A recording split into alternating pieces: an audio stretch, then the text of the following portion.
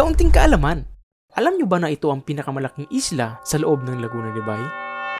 Ito ang Talim Island na matatagpuan sa probinsya ng Rizal at nahahati sa dalawang munisipalidad. Ang kanlurang bahagi ay sakop ng Binangonan habang ang silangang bahagi naman ay sakop ng Cardona. Ang isla ay nasa gitnang bahagi ng Laguna de Bay, ang pinakamalaking lawa sa Pilipinas. Matatagpuan mo rin sa loob ng lawa ang isang kaldera na tinatawag na Laguna Caldera na tinatayang huling sumabog libu-libong taon na ang nakalipas. Sinasabing nagmula ang pangalan nito sa salitang matalim dahil kapag tinignan mo mula sa itaas, kahawig nito ang isang kutsilyo o sandata na may talim. Makikita mo rin dito ang Mount Tagapo, ang pinakamataas na bundok sa isla at isa sa mga pangunahing dinarayo ng mga turista.